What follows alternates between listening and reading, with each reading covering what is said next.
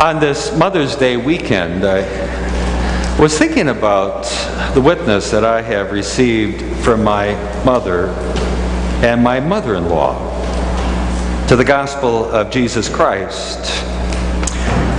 And it isn't simply one story, or maybe even simply a host of stories, as it is really a whole environment of life that they bore witness to and invited me into. Each and every Sunday, we went to church growing up. Now, I suppose that's what you do when your dad's the pastor. But it was my mother who brought us to church, not Dad. We learned in that rhythm of life that church actually wasn't just a Sunday thing, but really it was about who we were as people. My mom, I remember, was my vacation Bible school teacher in grade school, and that's when VBS was 2 weeks long, from morning till afternoon, and you had a sent lunch in the middle, and we would go to the local school for VBS. She was my 6th or 7th grade confirmation teacher.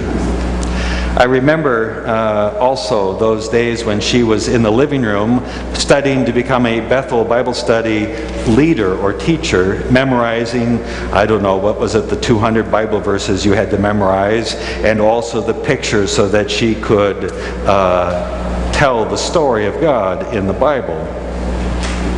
I remember at night growing up that she would come into my room, and there we would pray. Now I lay me down to sleep. I pray the Lord my soul to keep. And we would ask God's blessings on Mom and Dad and a whole long list of relatives and friends. And in those activities, we were invited into a whole culture and way of life. That faith wasn't just simply a Sunday thing, but really it was about who we were. I think about, in relationship to that, a story told of my mother-in-law. And actually, it was a story that happened before I knew her, and yet it's a story that in some ways speaks to that larger witness of who she was. It's a story that happened when Becky was young, and actually it was about her brother. And it was one of those moments in life where Mom and son, young kid, maybe 7 or 8, were having a tussle about the chores as to whether he was going to take the trash out or not. And he decided that he was going to take that Alamo stand and he was not going to take the trash out. And things finally got heated until he said, well, Mom, you're not the boss of me. And he realized that he had stepped one step too far. And he wasn't quite sure how he was going to walk that one back. But in that moment, my mother-in-law will then ask, well, if I'm not the boss of you, who is? And then in a flash of insight, he said, well, God is the boss of me. I think it saved his skin. But think about what that answer means. It's not just simply a way of negotiating who's taking out the trash, but it speaks to a whole milieu, a whole way of living, an identity that we can think about our life in terms of our relationship with God. My mother-in-law and father-in-law both grew up in the church, and life in the church was a part of what they did with their kids. And they made sense of life in relationship to the gospel of Jesus Christ and sought to embrace the children in that life.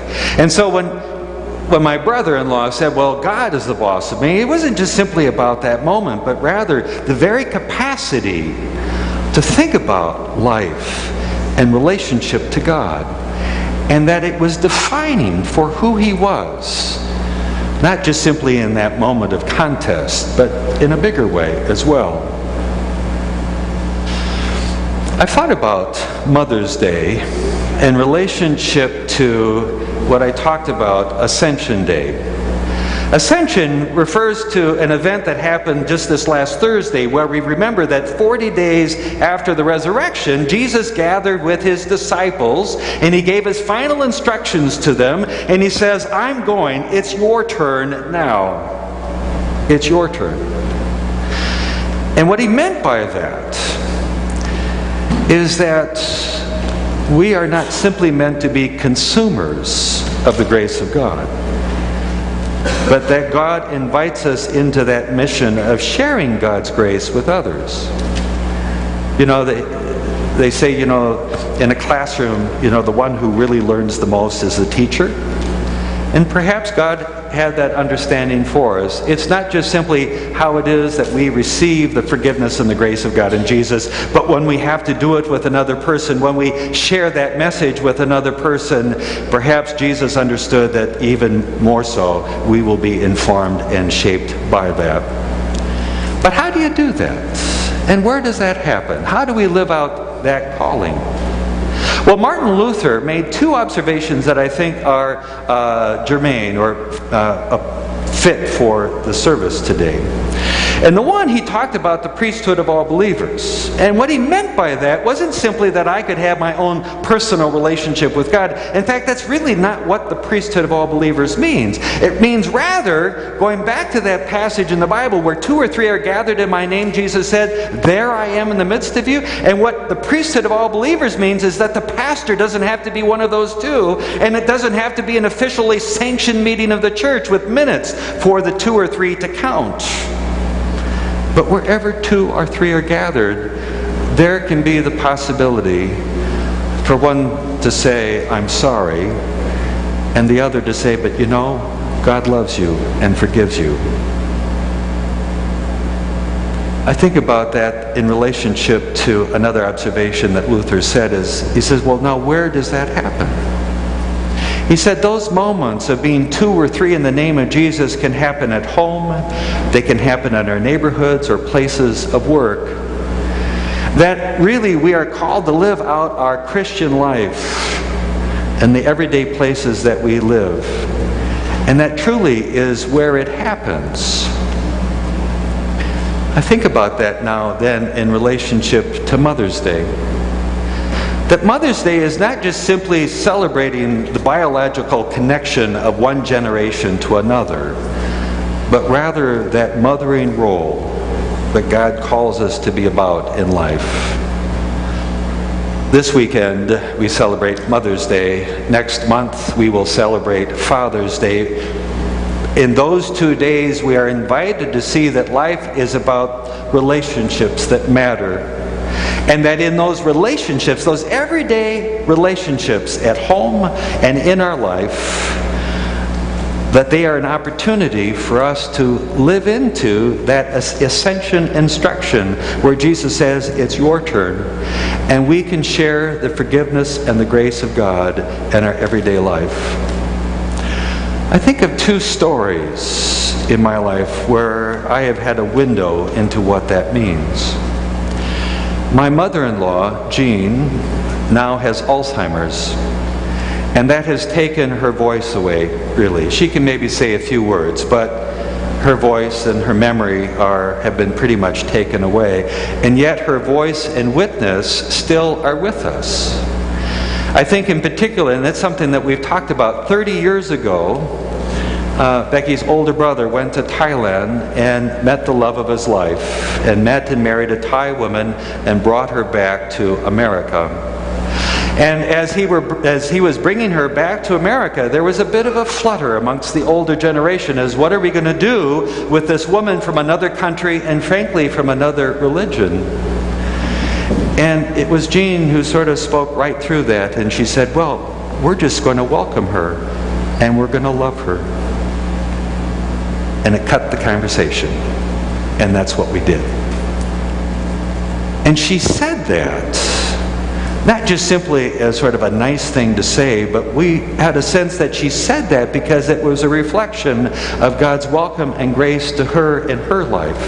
And so she was so shaped by that, she could then extend that same welcome and grace to her son and to this new daughter-in-law, even though she came from far, far away. The witness to Jesus and the gospel often happens between the lines. It happens in those moments when we have these choices about how we might live and respond and live and act.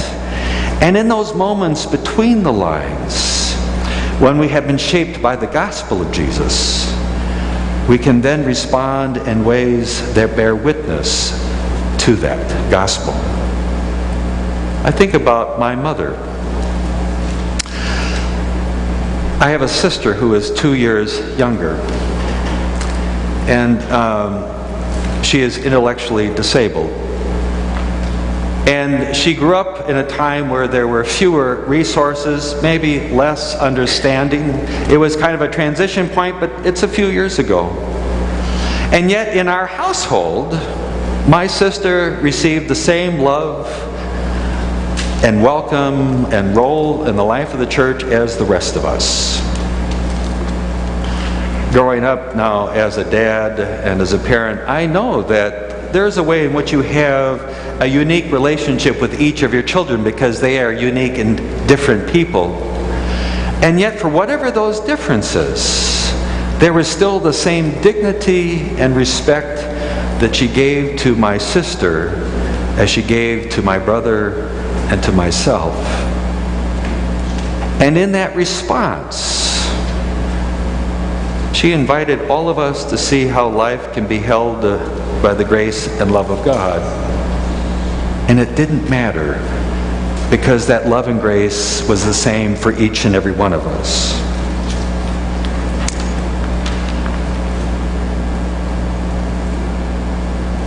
When I think about that Bible story and Jesus there on the hill, gathered with a few disciples and some others that were with him.